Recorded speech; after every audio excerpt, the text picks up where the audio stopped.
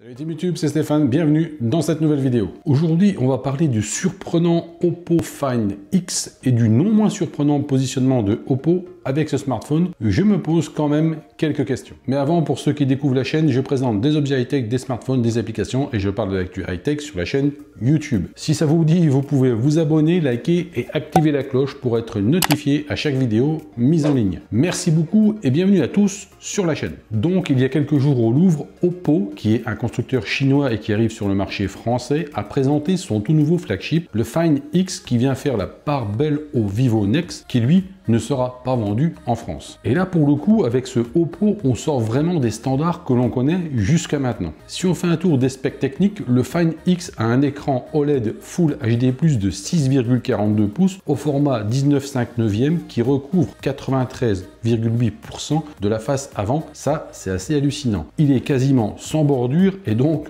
sans encoche. Il est équipé du Snapdragon 845, il a 8 Go de RAM pour 256 Go de stockage. Il a une batterie de 3730 mAh, il est équipé de l'USB-C, du Bluetooth 5.0 et de tout ce qui va bien. Il tournera sous Android 8.0, donc Oreo, avec la surcouche Color OS 5.1 qui ressemble beaucoup à iOS. Bref, du côté des specs techniques, ce Find X en a sous le capot et propose tout ce qui se fait de mieux. Là où Oppo étonne, c'est avec ses 3 capteurs photos qui sont logés dans une partie rétractable qui se trouve en haut du téléphone sur toute sa largeur. Et c'est justement cette partie rétractable qui pose question. Alors pour faire sortir et rentrer la partie amovible, il suffit de cliquer sur l'icône de l'appareil photo pour découvrir la caméra frontale qui offre un capteur de 25 mégapixels qui ouvrirait à f2.0. A priori, on pourrait faire des selfies de grande qualité grâce à des possibilités de scène comme Apple en propose et aussi grâce à l'intelligence artificielle. Cette caméra servira aussi au déverrouillage du smartphone car Oppo a fait le choix de ne pas mettre de lecteur d'empreintes. Tout comme Apple avec l'iPhone 10 et son système Face ID, Oppo a baptisé son système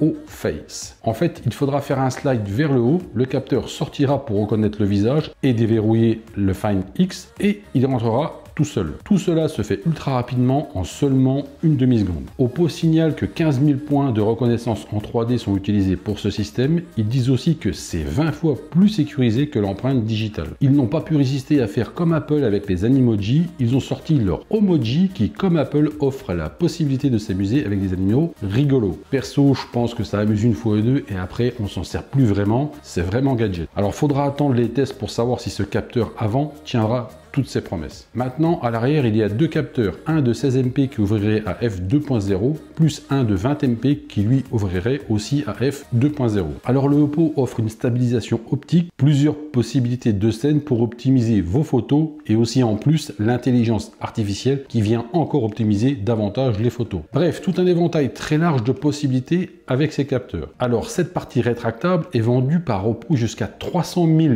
utilisations, soit 5 ans de vie sans problème. Ce qui est très bon car on sait qu'en moyenne, on garde un téléphone 18 mois. Du coup, je me dis qu'il faudra bien s'enseigner sur combien de temps le premier propriétaire aura gardé le Find X si on l'achète en deuxième main. Je veux bien croire Oppo avec ses arguments, mais la partie mécanique à l'intérieur m'interroge quand même sur sa durabilité dans le temps. Oppo ne certifie pas le Find X IP67 ou encore IP68. En utilisation quotidienne, il y aura inévitablement des accidents de la vie courante qui feront que la partie rétractable sera exposée à de la poussière, du sable ou encore de l'eau. Avec un smartphone certifié IP67 ou IP68, pas de souci, mais là, il se passera quoi? Oppo assure que si l'appareil détecte une chute, le tiroir du haut se fermera automatiquement. Ça c'est bien, mais sans une chute du téléphone, il peut très bien prendre de la poussière ou encore de l'eau sans tomber. Je me dis que c'est ce fameux tiroir qui abrite les capteurs photos qui est sûrement le plus gros point faible de ce téléphone et je vois mal comment une coque de protection pourrait y remédier. On n'a pas fini d'entendre parler de ça, mais là, j'ai des sérieux doutes. Alors Oppo a fait des partenariats avec Google pour notamment optimiser l'intelligence artificielle qui est présente dans ce smartphone. Le téléphone sera capable de prédire vos envies, comme notamment en pré-téléchargeant une application que vous aurez peut-être besoin. Ben oui, on arrive à ça aujourd'hui avec l'intelligence artificielle. Et pas que ça. Le Find X est équipé de la VOOC Fast Charge qui permet de recharger la batterie de 3730 mAh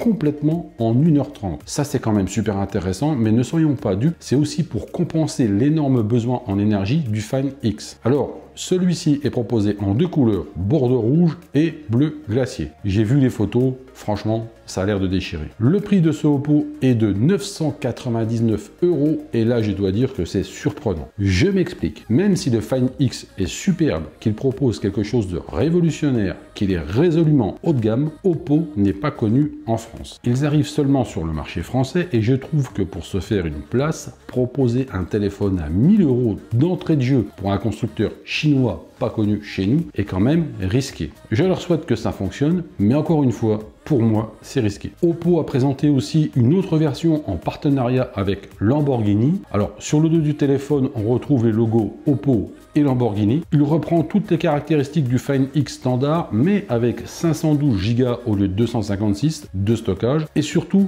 la technologie Super VOOC Charge qui, lui, pour le coup, recharge le smartphone complètement de 0% à 100% en seulement 35 minutes. Tout ça pour un prix de 1699 €. Ça fait cher. La version standard et la version Lamborghini seront disponibles d'après Oppo courant août. On assiste là avec le Vivo et Oppo au renouveau des smartphones. Pour une fois, le côté révolutionnaire ne vient ni d'Apple ni de Samsung. Je crois que les deux géants ont vraiment du souci à se faire. Voilà les amis pour cette vidéo sur ce surprenant Find X. Dites-moi dans les commentaires ce que vous en pensez. Si vous avez aimé, faites péter le pouce bleu dans le coin des pouces bleus, ça fait toujours plaisir. Si vous le voulez, partagez cette vidéo sur vos réseaux sociaux, ça fait tout aussi plaisir. Et en parlant de réseaux sociaux, comme d'habitude, vous pouvez aussi me suivre sur Facebook, Twitter, Insta, Snapchat et la chaîne YouTube. Tous les liens sont en description en dessous de cette vidéo. Vous trouverez aussi le lien pour aider l'association Les Lutins du Phénix qui vient en aide et qui apporte la culture geek aux enfants malades dans les hôpitaux afin de les rendre heureux et qu'ils oublient le temps d'un instant leur cancer. Les amis, c'était Stéphane, je vous dis à bientôt pour une prochaine vidéo. Surtout, prenez soin de vous. Salut!